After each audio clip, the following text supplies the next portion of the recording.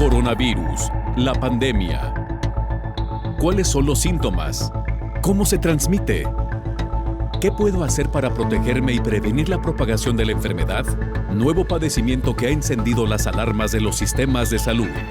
Coronavirus, la pandemia.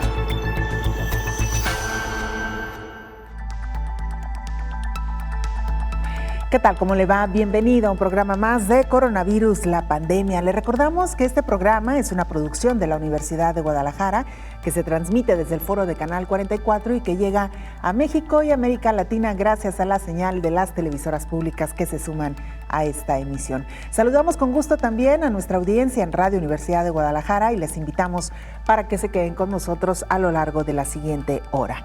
Hoy dedicaremos nuestro programa a hablar sobre el impacto que ha tenido COVID-19 en pacientes con cáncer y enfermedades crónicas, enfermedad y muerte en el marco de la Jornada Mundial del Enfermo. Hoy le estaremos contando de qué se trata. Batallan países en América Latina, excepto Chile, para asegurar vacunas contra COVID-19. Hoy se han hecho algunos anuncios en México respecto a la próxima llegada de algunas vacunas y ya lo decíamos también, los contratiempos que han presentado casi todas las farmacéuticas para poder cumplir con los contratos previos. El cáncer mató a 10 millones de personas en 2020, la mayoría en países con escasos recursos. De esto también estaremos hablando hoy. Y la Unión Europea confirmó que autorizó el envío de vacunas contra COVID-19 a México tras el anuncio del próximo cargamento de Pfizer. Le decíamos estos anuncios que se hicieron hoy en la mañana y que aquí le estaremos contando detalles. La Organización Panamericana de la Salud detecta lagunas en la preparación para aplicar el biológico anti-COVID. También le tendremos detalles. Hoy nuestro reporte llegará desde Sudáfrica. Vamos pues a nuestra pieza de introducción, la que da marco, contexto a nuestro programa. Es nuestra compañera Isaura López Villalobos quien nos la presenta. El mundo se enfrenta a una crisis por COVID-19 sin entrega a detener su poderío. Por lo contrario, ha traído a más variantes que pone a temblar a la tierra. Sin un tratamiento y sin una vacuna que inmune a toda la población, además de que las medidas sanitarias individuales aún no logran permear en la sociedad, los riesgos a la salud son latentes. La advertencia de que los efectos de la COVID-19 van a largo plazo, esta situación resulta dramática para quienes padecen y son diagnosticados con cáncer. El temor a contagiarse por la enfermedad coronaria crece, lo que repercute también en la salud mental. A nivel mundial, el cáncer es la segunda causa de muerte y en América Latina la principal causa. A unos días de que organismos de diversas naciones lanzaron la advertencia que sin medicamentos base ni para COVID-19, el panorama de riesgo podría ser mayor. De acuerdo con la Organización Mundial de la Salud, en el 2020 fueron diagnosticados cerca de 20 millones de personas con algún tipo de cáncer y 10 millones más perecieron en el mundo. La pandemia ha afectado a diferentes frentes. El paciente con cáncer y el recién diagnosticado se enfrenta además a problemas de salud mental, económicos y a la falta de una atención integral ante la prolongación de las citas.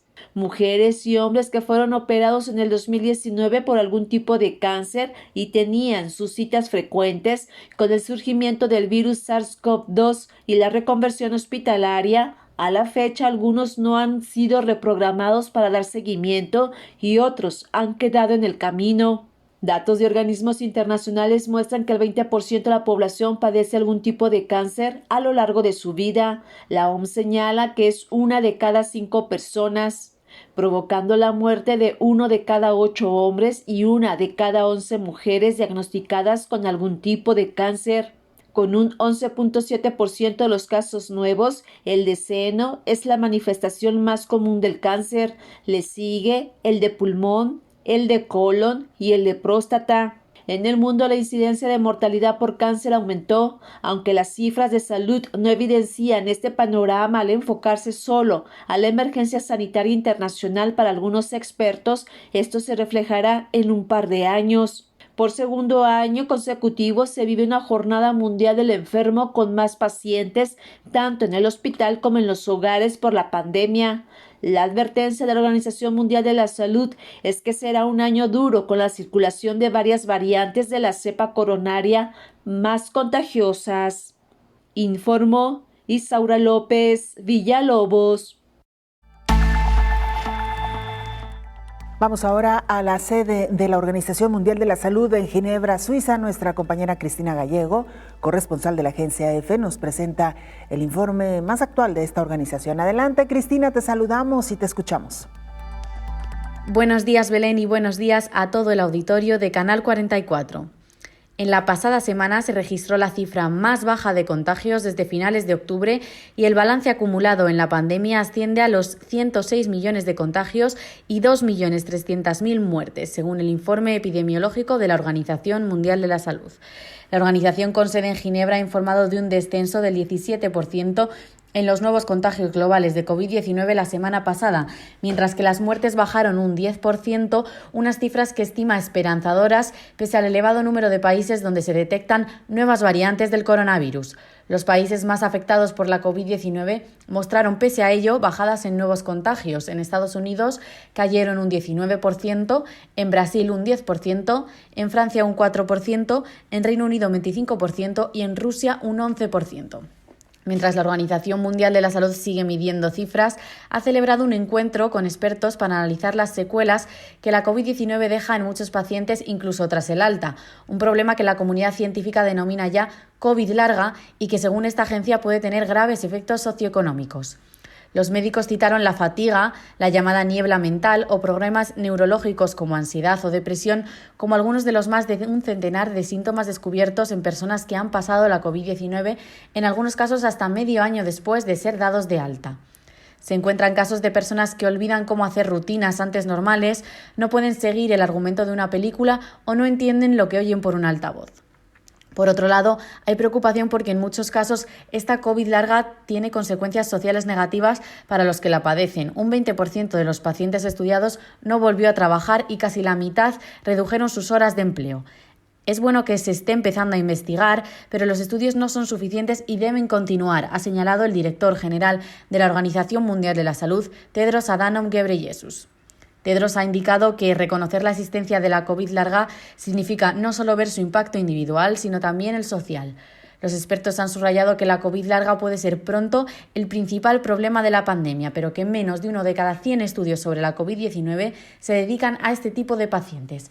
Reportó desde Ginebra Cristina Gallego para el programa Coronavirus, la pandemia. Nada menor esto que nos comenta nuestra compañera Cristina Gallego sobre lo que ha reflexionado la Organización Mundial de la Salud, el síndrome post-COVID o COVID larga, o como también se le conoce ya en el mundo, y se trata de estas secuelas, de estos síntomas que prevalecen, signos y síntomas que prevalecen aún superada la enfermedad. Hemos escuchado testimonios de personas que realmente lo están pasando mal, aun cuando han superado la enfermedad hace ya varios meses. Algunos de estos síntomas, ya nos los explicaba nuestra compañera Cristina Gallego, tienen que ver con algo que se le llama como niebla mental o cierta confusión e incluso olvidos de ciertas rutinas, falta de comprensión ante algunas indicaciones. Hay personas que tardan también en reaccionar ante alguna pregunta. Esto es algo que ha mantenido pues con bastante ansiedad a algunos pacientes que han superado COVID-19, pero que han quedado con estos síntomas. Por supuesto, ni hablar de lo que ocurre en el caso de los pulmones, aquellas personas que han quedado con fibrosis pulmonar, otro de los grandes secuelas de las que hoy tenemos que lamentar en aquellos pacientes que han transitado principalmente por la enfermedad de manera grave. Pero bueno, estaremos por supuesto hablando más de esto. Mientras tanto, le contamos que el cáncer mató ya a 10 millones de personas en 2020, la mayoría en países con escasos recursos. El cáncer sigue aumentando su número de víctimas. En 2020 alcanzó a 19.3 millones de personas y se cobró 10 millones de vidas en el mundo, convirtiéndose en la segunda causa de muerte, detalla la Organización Mundial de la Salud, y advirtió que en las próximas décadas los nuevos casos aumentarían para llegar a ser casi un 50% más altos en 2040. Actualmente 1 de cada 5 personas padece cáncer en algún momento de su vida, provocando la muerte de 1 de cada 8 hombres y 1 de cada 11 mujeres diagnosticadas con algún tipo de cáncer. Además de ser una amenaza a la salud, el cáncer tiene un gran impacto económico. En el 2010 llegó a $1.160 billones y sigue en aumento. Además, la OMS alertó sobre la tardanza y falta de acceso a diagnósticos y tratamientos asequibles, sobre todo en los países de ingresos bajos y medios, y se han agudizado durante la pandemia de COVID-19. Detalló el organismo internacional que antes de la pandemia, más del 90% de los países de ingresos altos podían dar tratamientos a los enfermos, mientras que en menos del 30% de los países pobres había ese servicio. Sin embargo, un sondeo de la OMS mostró que la pandemia de COVID-19 interrumpió los tratamientos para el cáncer en más del 40% de los países, pese a que estos pacientes corren un mayor riesgo frente al coronavirus, informó Rocío López Fonseca. Se lo adelantábamos ya en titulares, la mayoría de los países enfrenta hoy por hoy conflictos para poder desarrollar de manera rápida y adecuada el proceso de vacunación entre la población. América Latina no es la excepción, salvo Chile, que parece ser que avanza con buen ritmo en la vacunación de su población. En comparación con los países más ricos, la mayoría de las naciones de América Latina y el Caribe, con la excepción de Chile, no han podido asegurar suficientes vacunas potenciales para cubrir a toda su población. El desafío es mayor cuando las compras se restringen a las que están autorizadas. Solamente Canadá y el Reino Unido han comprado suficientes vacunas autorizadas para poder administrar 2 dosis a cada persona. Dentro de la región de América Latina y el Caribe, eso es cierto solo para Chile. Sin embargo, esta situación cambia a diario, ya que los países continúan negociando nuevos contratos de compra y se aprueban más vacunas para cumplir con los estándares de autorización nacionales, señaló el subsecretario general adjunto de la ONU y director regional de América Latina y el Caribe, Luis Felipe López Calva. Por otra parte, la compra de vacunas no es solo una cuestión del costo inicial de las dosis. Las negociaciones de contratos requieren muchos acuerdos desafiantes, incluida la asignación del riesgo con respecto a la responsabilidad por los efectos secundarios de la vacuna. La pregunta es si va a recaer en los gobiernos nacionales o las empresas farmacéuticas, así como la forma en que se contratarán las empresas de logística para los servicios de entrega. Otra pregunta es, ¿qué empresa se considerará que cumplen los requisitos técnicos para el transporte de vacunas? Por último, la capacidad de comprar grandes reservas de vacunas por adelantado garantiza que los países más ricos tengan un acceso más temprano a las vacunas, dada la limitada capacidad de fabricación mundial para producirlas, aunque en particular Argentina, Brasil y México han firmado contratos para fabricar vacunas en la región, informó Elizabeth Ortiz. Por cierto, las autoridades chilenas investigaban este martes el robo de 40 unidades de un biológico para COVID-19 en un centro de atención primaria en Curicó, al sur del país. Las 40 unidades corresponden a una caja de vacunas menor al tamaño de una caja de mascarillas y fueron sustraídas de uno de los refrigeradores de almacenamiento del Centro de Salud Familiar Miguel Ángel Arena de Curicó, a 200 kilómetros al sur de Santiago. Las autoridades temen que las vacunas hayan perdido la cadena de frío, que en el caso de la vacuna china es de entre 2 y 8 grados centígrados, lo que podría hacer que no estuvieran activas. Por su parte, el alcalde Javier Muñoz aseguró que el proceso de vacunación masiva en el centro va a continuar. Los hechos ya están siendo investigados por la policía chilena, que llamó a cualquier persona que haya visto algo a denunciar este hecho. En Chile, la vacuna es gratuita y voluntaria para toda la población. Desde que se inició el proceso de vacunación masiva el 3 de febrero, ya han sido inoculados 776,000 personas con la primera dosis. El gobierno chileno tiene el objetivo de vacunar a 5 millones de personas de las más vulnerables a COVID-19 hasta fines de marzo y a 15 de los 19 millones de chilenos en los primeros 6 meses del año. Hasta ahora, Chile ha registrado 758,189 casos del nuevo coronavirus y más de 19,000 fallecidos, según el Centro de Ciencia e Ingeniería en Sistemas de la Universidad Johns Hopkins. Vamos a hacer una pausa, regresamos, tenemos todavía mucha más información.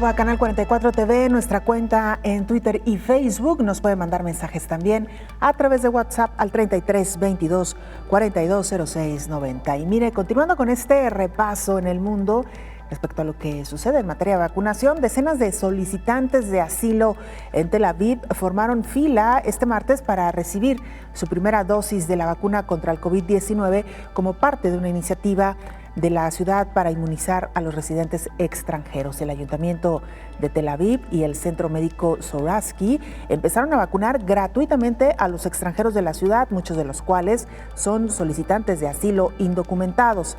En su primer día de operaciones, el centro de vacunación en el sur de la ciudad, donde reside una gran comunidad migrante, inyectó a decenas de extranjeros que se formaron frente al edificio. Había carteles informativos en inglés, en ruso y árabe. Entre los vacunados había trabajadores de Filipinas, de Moldova, de Nigeria, así como solicitantes de asilo sudaneses y eritreos. Uno de los voceros del gobierno dijo que tenían la responsabilidad de vacunar a todos dentro de las fronteras de la nación y que el paso siguiente sería empezar a vacunar a los solicitantes de asilo ilegales o indocumentados. Israel ha acelerado la inmunización desde fines de diciembre. A partir de la semana pasada hay vacunas disponibles para todos los ciudadanos mayores de 16 años. Alrededor del 38% de los 9 millones de habitantes de Israel han recibido al menos una dosis de la vacuna, según el Ministerio de Salud. Sin embargo, los objetivos del gobierno de alcanzar una cobertura del 50% y reabrir la economía el próximo mes se ha puesto en entredicho al disminuir el ritmo diario de vacunación. El domingo, Israel empezó a mitigar algunas restricciones que regían desde hace más de un mes. La tasa de infección sigue siendo alta. El país ha registrado más de 700,000 casos de COVID desde el inicio de la pandemia y más de 5,000 muertos. También hoy el primer ministro Benjamin Netanyahu dijo que más del 97% de las muertes por COVID registradas en el país durante el mes pasado fueron personas que no se habían vacunado. Vamos ahora a Sudáfrica. Ahí se encuentra nuestra compañera Nerea González, corresponsal de la agencia EFE, quien nos presenta el más reciente informe. Nerea, qué gusto escucharte. Adelante con la información. Hola, ¿qué tal? Buenos días, Belén, y buenos días a todo el auditorio de Canal 44 desde Sudáfrica, el país que sigue siendo, con casi 1,5 millones de infecciones acumuladas ya, el más golpeado por la pandemia en todo el continente africano. La situación para Sudáfrica se complicó especialmente a mediados de diciembre pasado, cuando las autoridades sanitarias locales revelaron al mundo el descubrimiento de una nueva variante, denominada 501Y.V2, que circulaba por el este del país. Desde aquel momento, la nueva variante, que aunque no es más grave, se ha demostrado un 50% más infecciosa que la original, se volvió dominante, causando una segunda gran ola de contagios que obligó a imponer medidas de confinamiento durante toda la Navidad. Solo en las últimas semanas los nuevos contagios han empezado a descender, pero esas buenas noticias llegaron acompañadas de un nuevo revés para Sudáfrica. Esta nueva variante parece ofrecer una mayor resistencia a las vacunas desarrolladas hasta la fecha para el coronavirus original. En concreto, la más afectada parece ser la vacuna desarrollada por la Universidad de Oxford y AstraZeneca, ya que según un estudio preliminar, solo prevendría el contagio en un 22% de los casos. Los científicos son optimistas, no obstante, respecto a que nuevos estudios puedan demostrar que esa vacuna sí es efectiva contra la posibilidad de desarrollar un caso severo de la enfermedad. Pero a la espera de más datos, Sudáfrica, que había recibido su primer lote de vacunas el pasado 1 de febrero, 1 millón de dosis y todos de AstraZeneca, ha decidido pausar su aplicación y mover su estrategia para procurarse cuanto antes vacunas de otros laboratorios como Johnson & Johnson o Pfizer, que sí que se han demostrado lo suficientemente efectivas contra la variante local. Con ello, Sudáfrica espera poder mantener su objetivo de empezar a vacunar al personal sanitario este mismo mes y contener así el avance de la variante local, que de extenderse a otras zonas del mundo plantearía graves problemas hasta que se desarrollen vacunas específicas para esta mutación. No en vano, la vacuna de Oxford es, por ejemplo, la que esperan pronto la mayoría de las naciones africanas. Reportó desde Sudáfrica Nerea González para el programa Coronavirus, la pandemia. Muchas gracias, Nerea González, por este informe que nos llega desde Sudáfrica. Regresamos a México. Vamos con nuestra compañera Elizabeth Ortiz, porque la Unión Europea confirmó que autorizó el envío de vacunas contra COVID-19 a México tras el anuncio del próximo cargamento de Pfizer. Sin duda, buenas noticias para nuestro país. Elizabeth, te escuchamos. Muy buenos días, Belén. Pues justamente como comentas, es una buena noticia porque autoridades de la Unión Europea autorizaron un envío de vacunas contra la COVID-19 a México. Es la única solicitud de envío hacia este país recibida hasta el momento. El pasado 29 de enero, la Comisión Europea había adoptado medidas para exigir que las exportaciones estén sujetas a una autorización por parte de los Estados miembros. Este mecanismo de transparencia y autorización no busca bloquear las exportaciones, sino más bien garantizar una distribución justa y equitativa de las vacunas contra la COVID-19, señalan estas autoridades en la Unión Europea. Y bueno, luego de la pausa en el envío de vacunas a México por parte de la farmacéutica Pfizer, la compañía farmacéutica confirmó que nuevamente va a comenzar a distribuir las vacunas en el país. Mediante una carta, los directivos de la farmacéutica explicaron que no se podrá cumplir lo que solicitó el presidente Andrés Manuel López Obrador en la medida de que existen regulaciones nuevas justamente establecidas en la Unión Europea. Eso fue lo que atrasó la recepción de las vacunas entre el 8 y 10 de febrero. Y bueno, como consecuencia de ello, ya se adaptó nuevamente un calendario para recibir la segunda dosis, de acuerdo con las recomendaciones de la Organización Mundial de la Salud. Entonces, en vez de aplicarse 21 días después, sería hasta el día 35 en el que los primeros vacunados van a recibir su segunda dosis. El subsecretario de Prevención y Promoción de la Salud, Hugo López-Gatell, comentó que hay total certidumbre de que sí van a recibir esta segunda dosis. Bueno, esto porque también se ha dado muchas críticas respecto a la lenta aplicación del biológico aquí en México. Y bueno, en la misiva de Pfizer, los directivos le informaron al presidente que el siguiente lote va a ser de 490,400 dosis para el próximo 15 de febrero. Y luego de retomar las siguientes entregas, México va a recibir un total de 34.4 millones de dosis en este 2021, como fue establecido con el convenio realizado con la Secretaría de Salud en el país. Hasta aquí la información, Belén. Elizabeth, sin duda, buenas noticias y estaremos, por supuesto, pendientes de estos nuevos cargamentos. Muchas gracias. Buenos días. Es nuestra compañera Elizabeth Ortiz y con este reporte nos da pie para saludar en esta mesa de trabajo al infectólogo Héctor Raúl Pérez Gómez. Doctor, bienvenido. Gracias por acompañarnos. Gracias, Belén. Buen día. Qué gusto saludarte. Igualmente, doctor, pues se reactivará la vacunación porque entramos en un impasse en México debido a que algunos contratos se retrasaron, doctor. Sí, Belén. Y lo que nos presenta Elizabeth en este momento es indudablemente una buena noticia, porque en primera instancia se reactiva la vacunación para el personal de la salud de primera línea y de igual manera es posible que alcance para personal de salud en general con estas 499,000 nuevas dosis que se envían por parte de Pfizer y da entonces posibilidad de que reinicie la próxima semana. El cargamento creo que llega el día 16 de febrero. Entonces, también muy posiblemente inicios de marzo esté iniciando la vacunación a la población en general, empezando por adultos mayores. México, Belén, hizo convenio con Pfizer, con AstraZeneca, está por firmar con CanSino, ha firmado con Sputnik y con el proyecto COVAX. El total de vacunas o para el número de personas que daría cobertura la firma de estos acuerdos es para aproximadamente 126 millones de personas que corresponde a la población mexicana. Eso lo hemos comentado en esta mesa, ha sido una muy buena estrategia.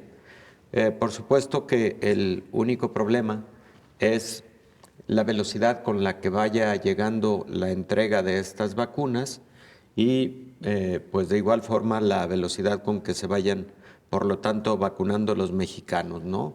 34 millones de vacunas por parte de Pfizer, 77 millones de AstraZeneca, 35 millones con CanSino, 24 con Sputnik y 51.5 con el proyecto COVAX. Es la distribución de los contratos que tiene México y que esperemos pues las entregas no se tarden y sobre todo la distribución y la vacunación no se tarde.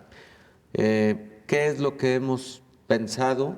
Pues de acuerdo a la dinámica que viene ocurriendo y pues la propia anunciada por la Organización Mundial de la Salud es que lamentablemente, aún con estas buenas noticias, no se podrá dar una cobertura en el 2021 suficiente a la población mundial.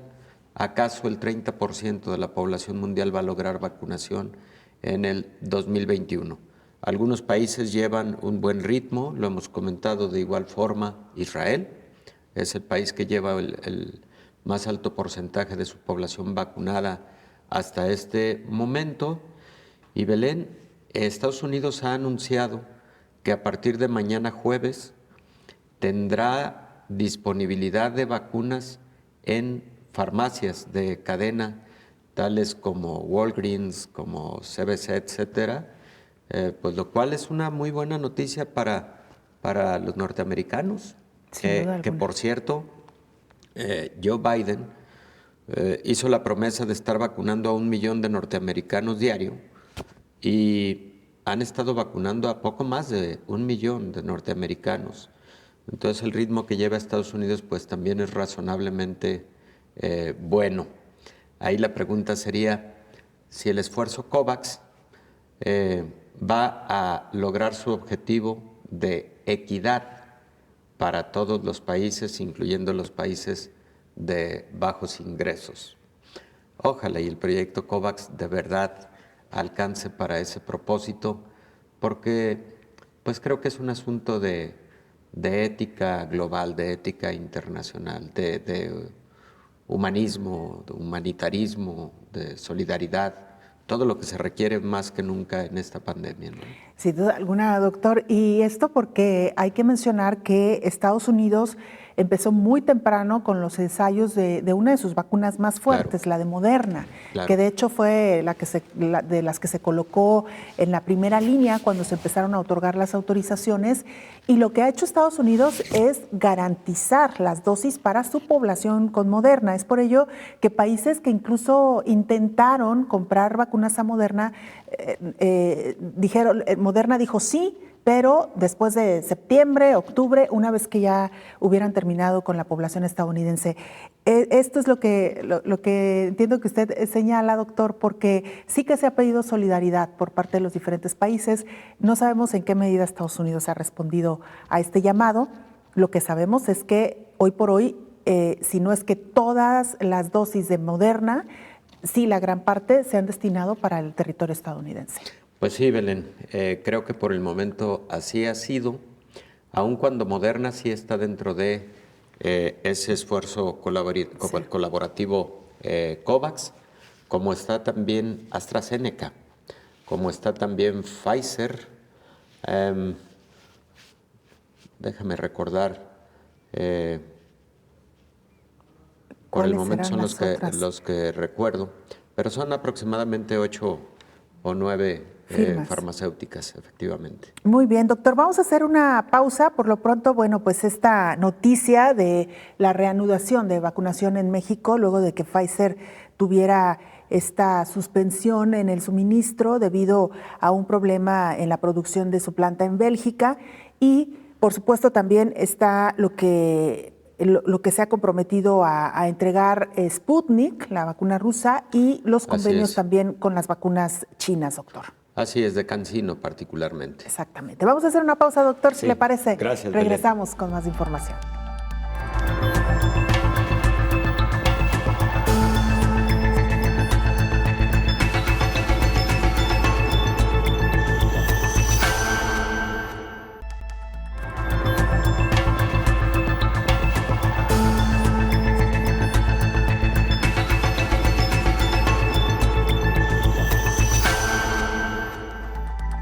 Le contábamos ayer que investigadores de la Organización Mundial de la Salud que viajaron a China revelaron los primeros resultados sobre el origen de COVID-19. Aquí le presentamos más detalles. El equipo de investigación de la Organización Mundial de la Salud que acudió a Wuhan, China, donde presuntamente se originó el SARS-CoV-2, reveló los primeros resultados de sus investigaciones sobre el origen de la COVID-19. La misión concluyó que el virus SARS-CoV-2 es de origen animal y otro hallazgo o confirmación es que no se detectaron casos en la ciudad china antes de diciembre de 2019. También quedó descartada la hipótesis de que el virus se hubiese originado y salido de un laboratorio. El jefe de la misión de la OMS, Peter Bin Embarek, aseguró que tras la investigación, todo apunta a que el virus procede de los murciélagos. Todo el trabajo que se ha hecho para identificar su origen continúa, señalando a una reserva de este virus o de un virus similar en poblaciones de murciélagos, afirmó el experto en zoonosis danés en rueda de prensa en Wuhan, donde expuso las primeras conclusiones de su trabajo. El científico ha destacado dos hipótesis como las más probables para su transmisión al ser humano, a través de un animal intermedio o por medio de algún alimento congelado de la cadena de frío. China considera esta última hipótesis como una de las posibles vías de la llegada del virus al país. La OMS analiza estas dos teorías, la introducción del virus en el ser humano a través de un individuo en particular o por medio de un foco, como el del mercado de pescados y mariscos en Wuhan. Según el reporte, la OMS concluyó que el coronavirus circulaba por Wuhan antes de que se detectara el brote en el mercado, informó Rocío López Fonseca. Mientras tanto, la Organización Panamericana de la Salud detecta algunas lagunas en la preparación para aplicar el biológico contra COVID-19. En el camino para implementar las vacunas, la Organización Panamericana de la Salud detecta que todavía hay lagunas. Las áreas claves para la implementación exitosa incluyen el desarrollo de planes nacionales, establecimiento de procesos regulatorios acelerados, la preparación de los trabajadores de la salud y el fortalecimiento de la capacidad de la cadena de frío. Carissa Etienne, la directora del organismo, reconoció que los Estados miembros han trabajado incansablemente para responder a los desafíos de la pandemia y ahora se preparan para implementar la vacuna. Al 8 de febrero, 30 países de la región proporcionaron información sobre su preparación para la vacuna, a través de la herramienta de preparación para la introducción de vacunas OVIRAT, una plataforma en línea mantenida por la OPS. De ellos, 21 habían compartido su plan nacional de vacunación y 20 habían revisado sus equipos y procedimientos de cadena de frío. El subdirector de la OPS, Jarbas Barbosa, alentó a los ministros de salud a proporcionar actualizaciones periódicas sobre su preparación para VIRAT, ya que identifica las necesidades de cooperación técnica. La plataforma evalúa la preparación del país para el despliegue de la COVID-19 en 10 áreas. Una encuesta reciente mostró que 43% de las autoridades reguladoras nacionales de la región de las Américas no conocían la plataforma VIRAT, informó Elizabeth Ortiz.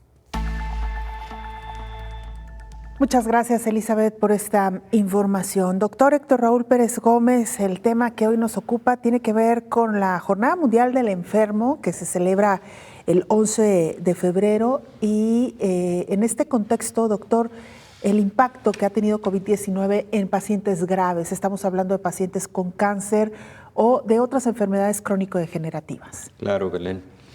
Y yo creo que precisamente con motivo del Día Mundial del Enfermo, una de las reflexiones más importantes que debemos hacer es no solo cómo quienes tienen una enfermedad crónica han sido más afectados por COVID-19 y con mayor severidad de la enfermedad, por ende es el tipo de pacientes que han tenido más letalidad, y estamos hablando de pacientes en este orden.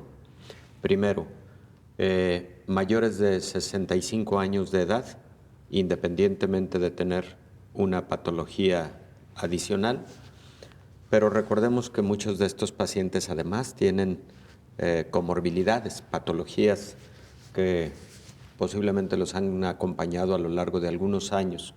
Entonces, luego de la edad, el factor de riesgo más importante de gravedad en COVID-19 ha sido enfermedad cardiovascular, y ahí tenemos predominantemente dos: la hipertensión arterial y la enfermedad coronaria, es decir, quien ha tenido un infarto agudo del miocardio o quien tiene afectación de esas arterias tan importantes del corazón como son las coronarias.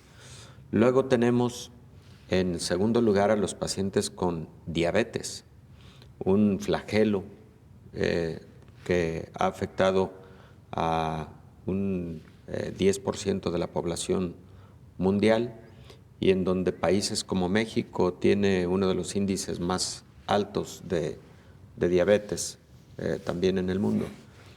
En tercer lugar, las enfermedades pulmonares crónicas, particularmente enfisema pulmonar, asma bronquial y bronquitis crónica, que constituyen el grupo de patologías que se conocen en conjunto como enfermedad pulmonar obstructiva crónica. Luego, en cuarto lugar, está precisamente cáncer. Cáncer que recientemente también ha sido el Día Internacional de la Lucha contra el Cáncer y que evidentemente en pacientes con COVID, las patologías malignas que están activas, particularmente las que están activas, pues han representado también un factor de riesgo de gravedad y en particular aquellos pacientes en donde cáncer de pulmón es la patología preexistente, porque evidentemente estamos hablando de que COVID-19, aunque es una enfermedad sistémica, afecta predominantemente a las vías respiratorias, en específico el parénquima pulmonar. Y además de esta reflexión de la importancia que tienen las comorbilidades en la gravedad del COVID-19, creo que la otra reflexión, y lo hemos comentado en esta mesa en múltiples ocasiones, es, y la OMS alertó al respecto, ¿cuánto posiblemente se hayan descuidado la atención oportuna, la atención permanente de las enfermedades crónicas por haber focalizado tanto la atención a la contención de la pandemia? Era lógico que el mundo se tuviera que volcar a ver y atender la pandemia de COVID-19, situación que prevalece. Pero por septiembre, recordarás, Belén, aquí lo platicamos en una de los programas, Tedros Adhanom, el director general de la OMS, le pidió al mundo que no perdiera de vista las enfermedades crónicas, que siguiera atendiéndolas con la misma atingencia y con la misma oportunidad, y que no perdiera de vista lo importante de mantener el aprovisionamiento de medicamentos, de vacunas para otras patologías, por cierto, y hacía particular énfasis el director de la OMS al respecto de tratamientos para cáncer en todos los grupos de edad, ¿no? Entonces, creo que el tema de hoy nos debe llevar particularmente a esas dos rutas de reflexión, el que se atiendan de forma oportuna las enfermedades crónicas, porque además las padecen los grupos vulnerables, y segundo, el que estas patologías estén bajo muy buen control, porque en descontrol representan más riesgo de letalidad por COVID-19. Así es, doctor. Vamos a hacer una pausa y cuando regresemos, ahondar un poco más en los efectos que ha tenido esta enfermedad en aquellos pacientes que, como usted decía, están en una fase importante de cáncer, es decir, aquellos pacientes que todavía están luchando con la enfermedad, quizá no tanto los que ya lo han superado o se han recuperado. Con esto regresamos, doctor, claro, si le parece, sí, después de la pausa. Gusto.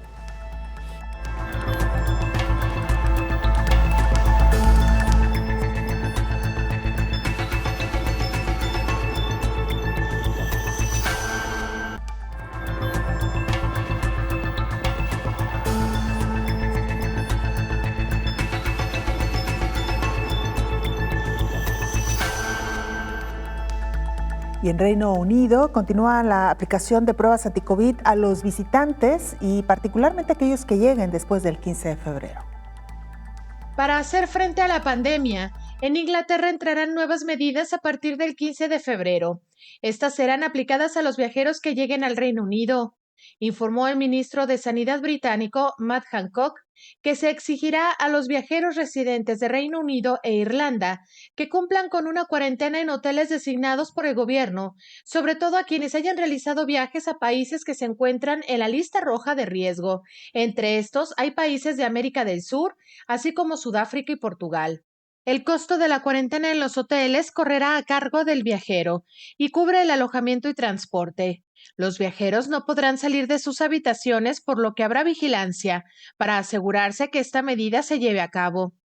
De igual manera, los paseantes que inicien un viaje en Reino Unido deberán de someterse a 2 pruebas de COVID-19 adicionales a las que se les pide, así como realizar la cuarentena de 10 días. La primera deberá de realizarse en el segundo día de cuarentena y la segunda en el 8º. Ante esto, los viajeros serán obligados a reservar las 2 pruebas de PCR antes de viajar y las aerolíneas deberán de verificar la reservación. Los paseantes deberán facilitar datos personales y domicilio en Reino Unido. En caso de que al llenar los formularios mientan sobre los destinos a los que viajaron, podrían recibir hasta cárcel o pagar severas multas, informó Rocío López Fonseca. Bueno, pues así la situación mundial. Doctor, escuchábamos esta pieza y nos preguntábamos, ¿cuándo volveremos a viajar? Me parece que todavía falta un buen rato para reactivar, tristemente porque hay muchos sectores que se han visto muy afectados. Pero bueno. Sí, Belén, puede tardar todavía, y es que pues uno de los factores que dio crecimiento a la pandemia, lo platicábamos aquí ayer, pues es la alta movilidad internacional. Si bien un mundo global ha traído beneficios por una parte, por otra parte estudiosos de la materia en función de aspectos económicos y sociales también hablan de que la globalización ha traído también el profundizar las brechas económicas y sociales. Pero por otro lado, también la alta movilidad que ha caracterizado a este mundo global ha contribuido, lamentablemente, a la más rápida expansión de epidemias y pandemias, como la del 2009 y esta de COVID-19. Entonces, ¿cuándo vamos a viajar? Pues definitivamente creo que debemos mentalizarnos a que no será pronto y que debe ser solamente para situaciones estrictamente necesarias, bajo protocolos perfectamente cuidados, y bueno, creo que las decisiones que van tomando algunos países al respecto de estas restricciones pues tienen que ver con lo que están viviendo en su momento en el propio país, pero también identifican lo que están viviendo otros países, y de ahí la generación de restricciones para vuelos desde y hacia aquel país que esté en una situación de mayor intensidad pandémica. Va a tardar, Belén, va a tardar el que el mundo pueda viajar con la libertad con que lo hacía antes. Pues ya quisiéramos por lo menos tener libertad en nuestro propio espacio, que todavía está muy restringido, y bueno, pues el extranjero todavía falta un buen rato, como usted bien lo dice, doctor. Antes de irnos a la pausa, hablábamos sobre el impacto que ha tenido COVID-19 en aquellos pacientes con cáncer y enfermedades crónicas, pero particularmente cáncer, doctor. ¿Cuál ha sido el comportamiento de estos pacientes? ¿Qué han observado? Fíjate, Belén, que no se encuentran los pacientes con cáncer dentro de los grupos de mayor impacto. Puede ser por 2 motivos. Primero, porque por supuesto que existe mucha más enfermedad cardiovascular y existe mucha más diabetes y obesidad en el mundo que cáncer. Por ejemplo, el 35% de la población mundial adulta tiene enfermedad cardiovascular de ese tamaño. El 10% de la población mundial tiene diabetes. aproximadamente el 35% de la población mundial tiene al menos sobrepeso y cerca del 50%, diferenciado con algunos países con mayor impacto, como el caso de México, lamentablemente, tienen obesidad. Entonces, estas enfermedades, que son las más prevalentes en el mundo, pero que además trastornan significativamente la respuesta inmune, sobre todo diabetes y obesidad, han significado las más importantes comorbilidades. En relación a cáncer, que dentro de la tabla de morbimortalidad en el mundo se encuentra pues, aproximadamente en el lugar número 7 y no en los primeros lugares, es posible que por eso estemos viendo, digamos, menos impacto de cáncer sobre la letalidad en COVID-19, y por eso lo encontramos cuando vemos en orden de prelación el impacto de estas comorbilidades. Con COVID-19 lo estamos viendo más o menos en el lugar número 6 o en el lugar número 7. Ahora, es diferente el paciente con cáncer que está activo con la malignidad, porque es un paciente que posiblemente está recibiendo quimioterapia, posiblemente está recibiendo radioterapia, y esas condiciones pueden tenerlo en inmunosupresión, y esos pacientes, por lo tanto, sí podrían tener mayor gravedad por COVID-19. Y no solo eso, Belén, los pacientes con inmunosupresión se ha identificado que pueden tener actividad viral con replicación de SARS-CoV-2 durante un periodo más largo de tiempo en sus células, por ejemplo, del árbol respiratorio, que los pacientes que no tienen inmunosupresión. Entonces, de hecho, fíjate, Belén, las mutaciones que se han identificado y que han dado lugar a nuevas cepas, se piensa que posiblemente se han originado en pacientes inmunosuprimidos que por lo tanto han tenido más periodo de replicación viral, y que ese mayor periodo de replicación viral ha generado para el virus mayor posibilidad de mutar. Entonces, en general se considera que los pacientes con cáncer que están activos y que reciben quimioterapia tienen inmunosupresión y son, digamos, más fáciles presas de la gravedad de una enfermedad infecciosa como COVID-19. Y doctor, también porque hay que decirlo que hemos aprendido mucho sobre el cáncer, no solamente en cuanto a la prevención, la detección oportuna y los tratamientos. Entiendo que es mucho más frecuente que un paciente con cáncer esté siguiendo un tratamiento que aquellos, por ejemplo, que tienen obesidad o que tienen hipertensión o que son diabéticos. Muchos de estos pacientes no siguen necesariamente los tratamientos, doctor. Claro, Belén, eso es cierto. Un paciente que tiene diagnóstico de cáncer habitualmente se apega a los protocolos terapéuticos, aun cuando muchos de ellos son de efectos secundarios muy impactantes, de gran afectación con sintomatología intensa. Y el paciente, en cambio, con diabetes, con hipertensión, con obesidad, pues frecuentemente no tiene apego suficiente a adopción de lo que llamamos estilos de vida saludables y también a tratamientos con regularidad.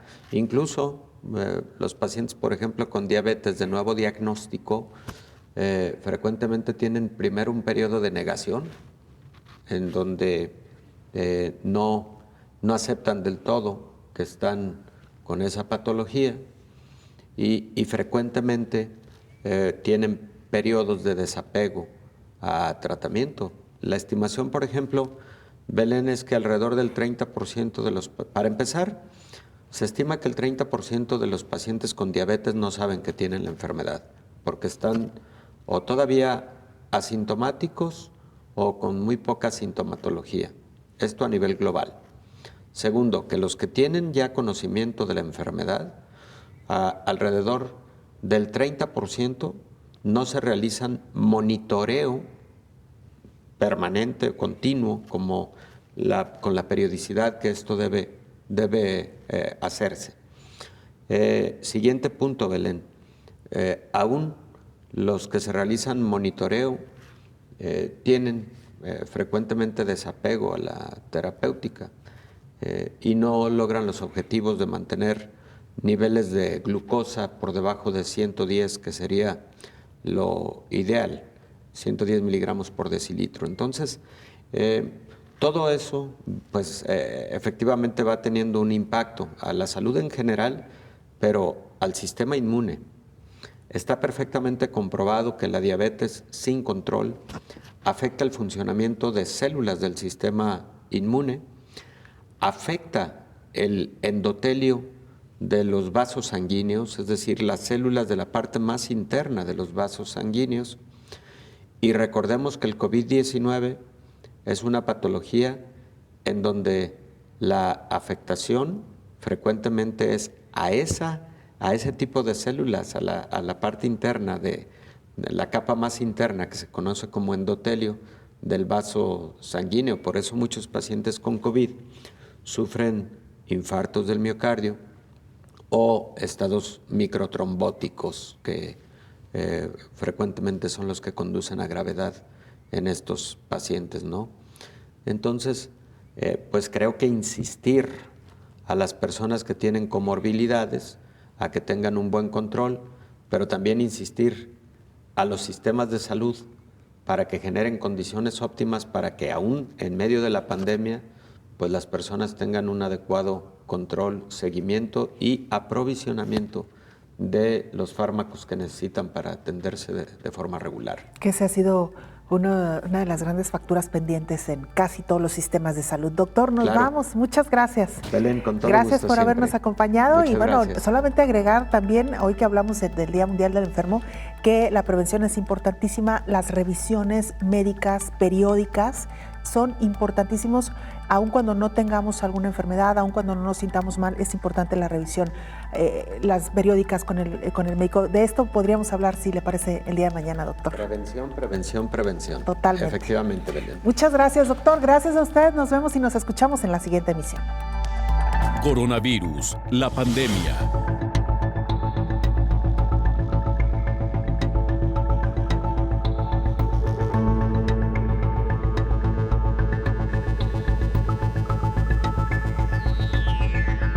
Coronavirus, la pandemia.